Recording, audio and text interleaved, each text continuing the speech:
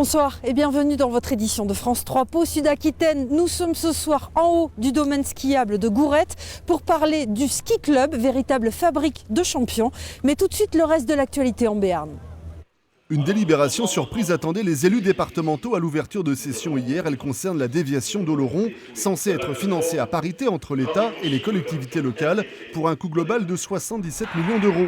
Le département part finalement sur 25%, soit 19,5 millions d'euros. On est très loin du 50-50 auquel s'était engagée l'ancienne mandature. Mais pour Jean-Jacques Lasserre, c'est le maximum envisageable.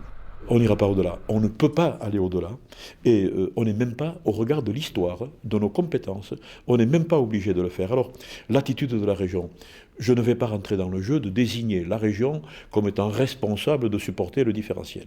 Nous avons eu une discussion très ouverte avec le président Rousset, qui est embarrassé. Le complément de financement par la région, le maire d'Oloron n'y croit pas. Il dénonce la position du département sur ce dossier, alors que des négociations étaient en cours depuis plusieurs mois déjà. Depuis hier, j'ai le sentiment que le département, depuis le début, ne veut pas faire et trouve tous les moyens pour essayer de se retirer de ce dossier. Tant pis, je regrette qu'un sénateur, qui est élu par des élus locaux, ne comprenne pas les notions d'aménagement du territoire. Dans tous les cas, ceux qui seront à l'origine d'un échec du projet porteront la responsabilité de la mort du Haut-Béarn. Le projet de déviation d'Oloron semble donc mal engagé. Mais Hervé-Luc Béreille veut encore croire à l'étude d'un éventuel partenariat public-privé.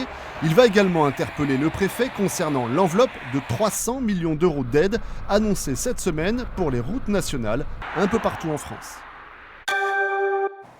On connaît désormais les causes exactes de l'accident de Danguin du 17 juillet 2014 entre un TER et un TGV. Et sans surprise, c'est l'action des rongeurs dans une guérite qui a provoqué un défaut de signalisation. Le bureau d'enquête sur les accidents de transport terrestre a publié hier sur Internet l'intégralité de son rapport, avec en ligne de mire la SNCF et 2 recommandations. Améliorer la conception et la réalisation des guérites pour une meilleure étanchéité et surtout renforcer les opérations de maintenance sur le réseau. On attend désormais de connaître les suites judiciaires de cet accident. Un ruban officiel et un joli parterre d'élus et de représentants d'État pour la maison des services au public d'Auger-les-Bains. Ce premier bureau est ouvert en Béarn depuis la fin d'année 2015, une maison publique de nouvelle génération. Elle réunit, outre les services traditionnels de la Poste, plusieurs organismes d'État, Pôle emploi, la CAF, l'assurance maladie, la MSA et la caisse de retraite. Certains viennent pour la CAF, ils sont adhérents, donc là, ils arrivent à manipuler leur dossier tout seul. Par contre, cette semaine, j'ai eu un monsieur qui avait un dossier de retraite à préparer, qui était assez perdu. Donc je l'ai accompagné, on s'est assis l'un à côté de l'autre et petit à petit, on a réussi à constituer le début d'un dossier de départ à la retraite. Ouverte tous les jours de la semaine plusieurs heures, cette maison des services au public reste un bureau de poste, affranchissement, courrier, colis et services bancaires. Le public visé est celui d'Augeux et des villages proches de Buziette et Buzy. Ce sont des bureaux de poste qui fonctionnent extrêmement bien. Maintenant, pour avoir parlé à nos partenaires, ils s'appuient sur la puissance et la force du maillage territorial de la Poste, 17 000 contacts, je tiens quand même à le rappeler, pour justement eux-mêmes démultiplier et augmenter leur maillage territorial. Les guichetiers sont habilités à accomplir ces nouvelles missions avec les équipements connectés. La Poste compte ouvrir d'autres maisons de services publics en zone rurale et en montagne dans le Béarn. Je vous le disais en titre, nous sommes ce soir tout en haut du domaine skiable de Gourette pour parler du ski club de la station qui est une véritable fabrique à champions. Reportage sur des images de Clément Alette. Là, on a fait un bon échauffement, on a bien skié, on a eu le temps de se préparer.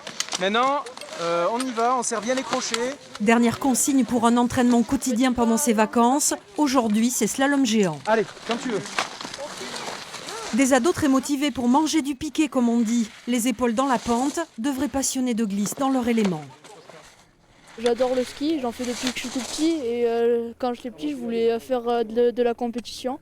Du coup, je me suis mis au club. Qu'est-ce que tu aimes dans la compétition ? L'adrénaline un peu au départ, les piquets et l'envie de finir en bas et de finir premier, quoi. Allez, go!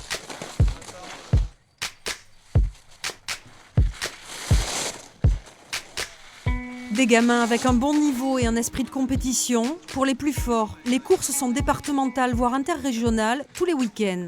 Chaque année, le ski club de Gourette propulse ses élèves vers le haut niveau. On a une politique en fait où on forme des jeunes, des petits on va dire, jusqu'à U12. Et à partir de là, si on les a bien formés, ils rentrent en sélection régionale. Donc là cette année on en a 3 même qui sont rentrés en sélection régionale. Du coup, nous on a fait le job, quoi. C'est bon. Un club historique dans la station, avec de grands noms arrivés au plus haut niveau par le passé. Il y a eu les Barroso, on a eu un vice-champion de France en ski cross et un champion de France. On a Camille de Foucompré en snowboard qui est partie au JO aussi. On a Nathalie Jamet qui a été en équipe de France. Au final, on a quand même pas mal de monde. On a eu des Sandra Harip, des Franck Harip. Cette saison, la météo n'a pas permis autant d'entraînement qu'il aurait fallu. Qu'importe, les élèves du ski club profitent de ces vacances pour dévaler les pentes et dévorer la neige. C'est la fin de cette édition, merci de votre fidélité. À suivre votre météo puis votre journal national. N'oubliez pas de nous rejoindre sur notre site internet et l'appli smartphone France 3 Région. Très belle soirée, très bon week-end sur la 3. Profitez du beau temps et à lundi. Vous regardez la météo sur France 3 avec Conforeco, constructeur de maisons individuelles.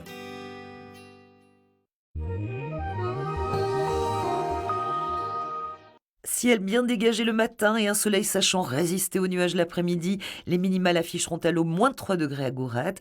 Les maximales culmineront vers 16 degrés à Orthès, 15 à Pau, 14 à Oloron.